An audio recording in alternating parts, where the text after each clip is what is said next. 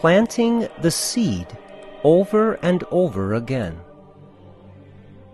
Jesus said, "What is the kingdom of God like? To what can I compare it? It is like a mustard seed that a man took and planted in the garden. When it was fully grown, it became a large bush, and the birds of the sky dwelt in its branches." This short parable should speak to many people far more than they realize. It should be a source of great encouragement to us all as we seek to build up the kingdom of God through apostolic works. The mustard seed is very small. At first, when someone holds it in their hand, they may not think much of it. But if they did plant it under ideal conditions, that seed could grow into a tree upwards of 20 feet tall. Jesus uses this parable to teach us many lessons. One such lesson is that of our apostolic works of charity. When you think of the call of being an apostle for the Lord, spreading the gospel to the ends of the earth, what comes to mind? Perhaps the first thought is of those who have been entrusted with a very large, public, and vibrant ministry. In this case, it is easier to see the good fruit born of one's apostolic works. But what about you? For most people, they may strive to love and serve others in every small way they can, and they fail to see the abundance of good fruit born from their efforts. When this happens, some may become discouraged and lose zeal for the spreading of the gospel. If that is you, then consider the mustard seed.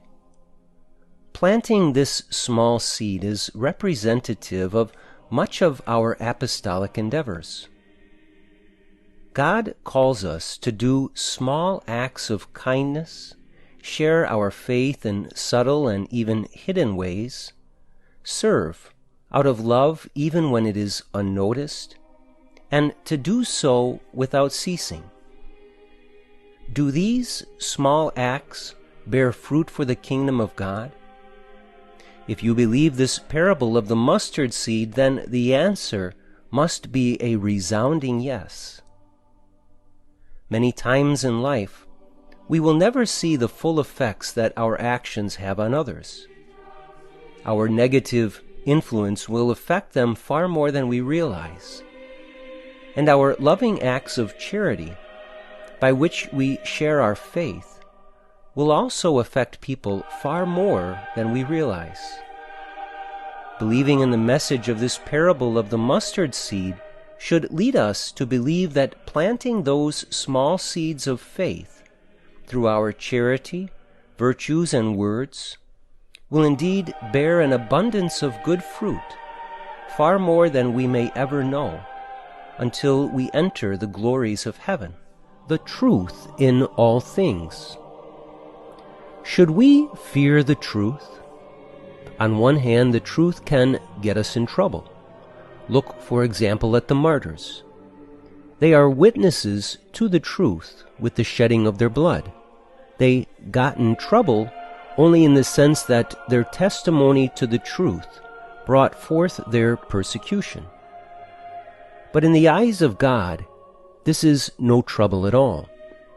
It's an act of great love and honesty, courage and resolve.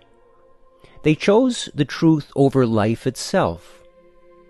Though you most likely will not be called to be a witness to the truth to the point of literally shedding your blood, the resolve in your mind and heart must be the same as the great martyrs. We must have an unwavering adherence to that which is in the mind of God, and must never hesitate to speak that truth with conviction. Of course, prudence is a guiding virtue that will enable us to discern what to say when. But we must, nonetheless, always be ready to adhere to and proclaim the truth with all the powers of our soul. Reflect upon how firmly you attach yourself to Him who is the eternal truth. Do you submit your mind to all that God speaks and believe it with every fiber of your being? This must be your firm resolve. Reflect also upon how you speak the truth to others. At times we can be tempted to speak without prudence, which is ultimately a lack of charity.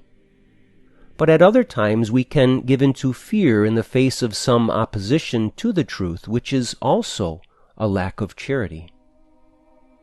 Seek to live in the truth of God and to proclaim it with His merciful heart, and the Lord will accept this resolve of yours as a sacrifice of holy martyrdom.